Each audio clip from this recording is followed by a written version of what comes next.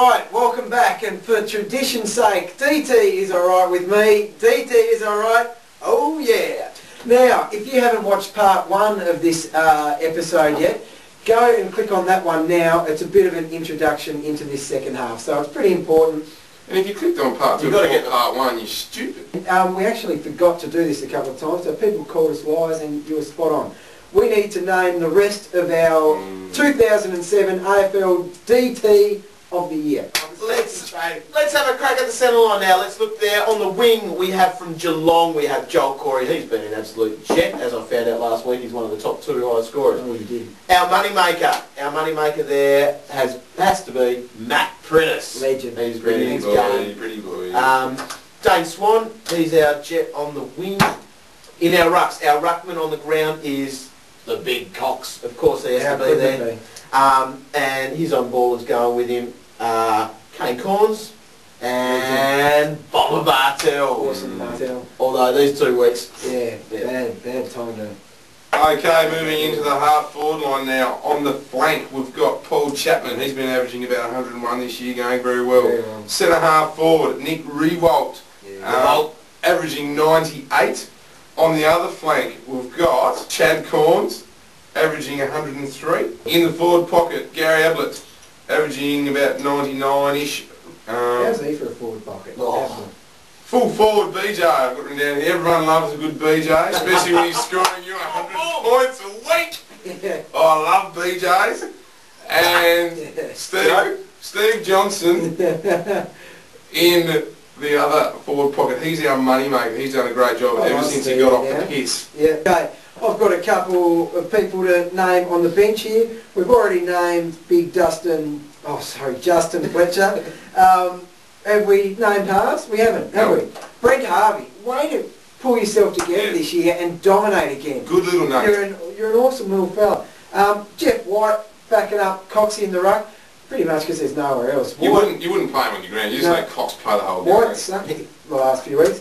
And just here with a bit of riding over the top, Pav, unlucky not to be on the ground, big especially in the last couple of weeks. Yeah. We do it now. Because this was done a couple of rounds ago. Yeah. Tough. You will say be straight on for Steve Thompson. Yeah, Jono, you've got a couple of minutes to do something, and if not, Pav straight on. How do they do that? Going to Thailand for holidays and having 3 weeks without a captain.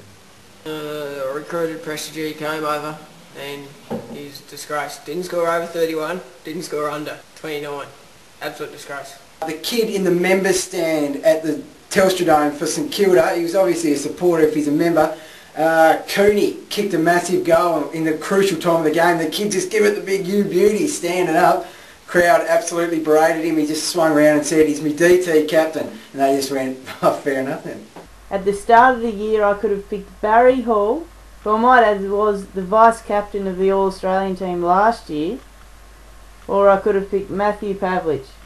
Who do I choose? I choose Barry Hall. Barry Hall has been shit and Pavlich has been very good. I used to do my head-to-head using a spreadsheet, putting all the scores in and all of that, adding up, seeing how that went. And Vin had oldered mine when I played against him, so it made me look like I had more. So I thought I'd won, and I was sprouting off, so carrying on. Woke up Monday morning, checked it, and I'd lost by the slightest of margins. Probably the worst call for the year when I said that Ben Dixon might have a big year with Mark Williams out. That was pretty embarrassing for me. The other day, I was in Atlanta and I walked into this public toilet and there was a bloke there batting himself off. That was pretty embarrassing. Oh yeah, probably when after round 5, sitting on the same points as Warney, bet him a carton that I'd finish higher. He doesn't lose again, I don't win again. We're going to throw to a commercial break. I'm sure it's one you will all recognise. On the MCG one day, in a land far away, Gary Ablett was collecting his kicks. All the taggers came, unskilled and dirty just the same, from wherever the message was sent. Brady Rawlings came with wrecking Dream Team scores his game and said, "You're wasting your time on Ablett." "You'll pay," said Gablett, "or on the bench you will stay watching me mark, kick and goal." "No, no, not that please," as Brady fell to his knees. So the kind Gablett forgave him his debt. He sent him away forgiven that day, and Brady said he'd never forget. But Brady grinned and next week, with his temper so mean, found a monkey to put on his tag. "No goals," he said, "or I'll tag you instead and tackle you well off the ball." Garrett cried out and his teammates gave a shout, so Gary came running to see. "He's learnt nothing today, so take him away.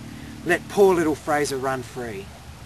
Now our Father in DT heaven, through the players he's given, forgives us our DT debts. He, like us, makes a big fuss, and on taggers, never forgive or forget. Well, I heard a rumour that when they were actually filming that ad, Chop was snaking around. Chop. Our Chop. "I'm not happy. Somebody said there was taggers here. The pink pig! Chop! Stephen Baker, you disgust me! Ah! Brody Holland, you couldn't make a tag on a kid at fat camp, you big girl! Ah! Kirky, you can just get the fuck back on the Starship Enterprise! Fraser Gary. Nah, Fraser, you're alright. Who the fuck are you? I'm Brad Sewell. Oh, is that what you look like? Die. Brady, I've got something I've been saving for you.